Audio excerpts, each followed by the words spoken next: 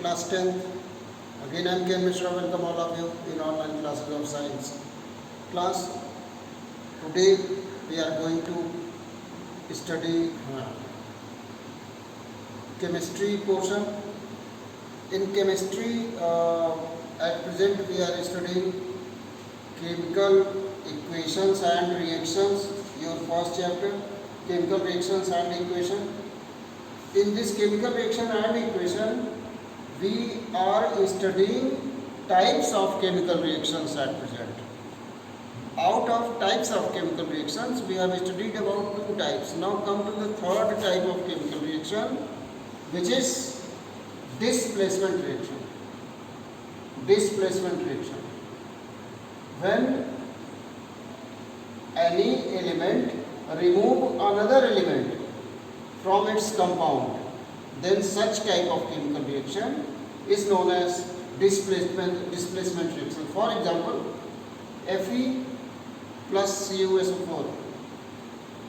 ठीक है, जब हम कॉपर सल्फेट में Fe का मतलब हो गया कोई भी आयरन नेल डाल दें, पिन डाल दें, इसमें आयरन नेल डाल दें तो वो आयरन Fe का काम करेगा.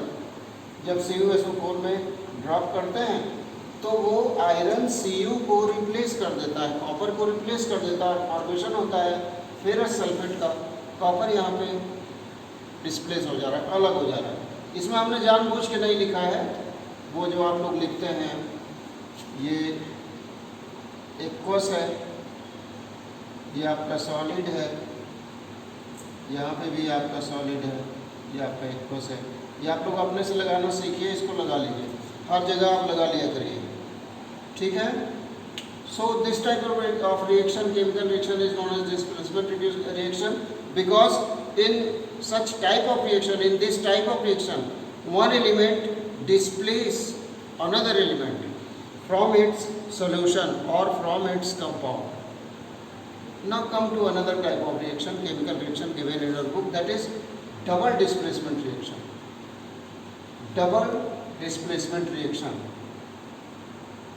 एक एक्टिविटी आपके बुक में दी हुई है, एक्टिविटी 1.10, उसको देखते हैं थोड़ा सा. एक्टिविटी 1.10 में लिखा हुआ है, if we take 3 ml solution of sodium sulfate, 3 ml sodium sulfate, and add this 3 ml of sodium sulfate into 3 ml of barium chloride, then what happened? यहाँ पे हमने लिखा हुआ है इसका सोडियम सल्फेट सोल्यूशन ये है, ये बेरियम क्लोराइड है, ठीक है. ये रिएक्ट करते हैं आपस में और बनाते हैं बेरियम सल्फेट और सोडियम क्लोराइड, ठीक है. लेकिन इससे पहले एक चीज़ और आपको बतानी है. Any reaction that produces precipitate is called precipitate reaction. इससे पहले प्रिसिपिटेट आपको बता दें, यहाँ पे क्या होता है, इनको मिक्स करने पे अ white insoluble substance is formed. White insoluble substance is formed, जिसको हम अगर फिल्टर करें फिल्टर पेपर से तो वो फिल्टर भी हो जाएगा, ठीक है. तो ये जो वाइट सब्सटेंस का फॉर्मेशन हो रहा है, this substance is known as precipitate. And those types of reactions in which precipitate is formed are known as precipitate reactions. Precipitate reactions. अब इस प्रिसिपिटेट को हम लिंक करते हैं यहाँ से नीचे से. यहाँ पे सोडियम क्लोराइड का प्रिसिपिटेट यहाँ बना हुआ है, ये प्रिसिपिटेट बना हुआ है लास्ट में वाइट कलर का, ये सोडियम क्लोराइड का प्रिसिपिटेट है. ये डिजॉल्व नहीं होगा, ये अनडिजॉल्व रहेगा, ठीक है. और एक जो सोडियम क्लोराइड के अलावा एक और जो सब्सटेंस बना है वो बना है बेरियम सल्फेट. यूज़ हमने क्या किया था, सोडियम सल्फेट मिक्स किया था, इसमें रिएक्ट कराया था बेरियम क्लोराइड से. ये displacement, this is about displacement reaction and double displacement reaction. Now come to oxidation reduction. Oxidation reduction बहुत इजी वे में अगर कहें हम तो जब कोई भी सब्सटेंस ऑक्सीजन गेन करता है, कोई भी एलिमेंट, कोई भी सब्सटेंस जब ऑक्सीजन गेन करता है तो वो खुद ऑक्सीडाइज्ड होता है. और जब ऑक्सीजन लूज करता है तब वही सब्सटेंस रिड्यूस होता है। ठीक है, एक बार पहले भी हम पढ़ा चुके हैं इसको। ये सिंपल सी डेफिनेशन है ऑक्सीडेशन और रिडक्शन की। जैसे एक एग्जांपल यहाँ पे दिया हुआ है 2Cu + O2, यहाँ पे एक डायग्राम भी दिया हुआ है। इस डायग्राम को बनाइए ना, ये फिगर 1.10, फिगर 1.10। एक ग्लास बाउल में क्या किया गया है, कॉपर रखा गया है, कॉपर, और इस कॉपर को हम स्प्रिट लैम्प से हीट करते हैं। ठीक है, तो Cu + O, तो कॉपर क्या होगा, ऑक्सीडाइज्ड होगा, कॉपर ऑक्साइड बनेगा। यहाँ पे इसमें दिया होगा नीचे एग्जाम्पल, यहाँ दिया हुआ है Cu + O2, 2CO। ठीक है, तो यहाँ कॉपर का ऑक्सीडेशन हो रहा है, कॉपर ऑक्सीडाइज्ड हो रहा है बिकॉज इट गेन्स ऑक्सीजन। ऐसी बहुत सारी प्रोसेस हैं, खासकर बायोलॉजी में तो बहुत सारी प्रोसेसेस हैं ऑक्सीडेशन रिडक्शन की। Clear? So study oxidation reduction very thoroughly at home.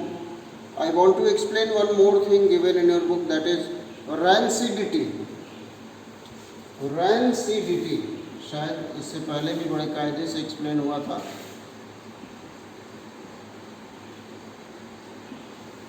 rancidity domestic use में, किचन में rancidity का बहुत बढ़िया एग्जाम्पल देखने को मिलता है। आपकी बुक में लिखा हुआ है कि when fats and oils are oxidized, they become rancid and their smell and taste change.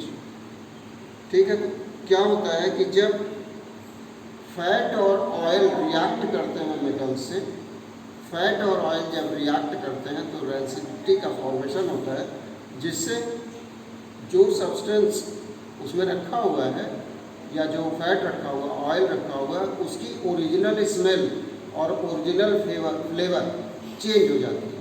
इस प्रोसेस को हम रैंसिडिटी कहते हैं।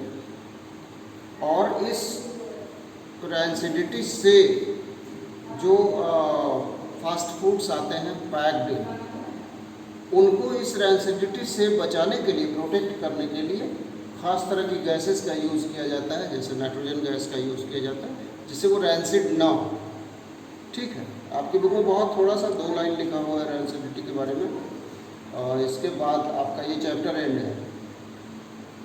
Your chapter ends now. Do 1 2 3 4 5, do 5 questions, first 5 questions 1 2 3 4 5 in your copy. This is your homework for today.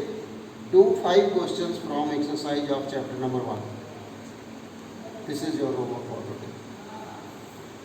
Class, stay home, be safe. Thank you, class 10.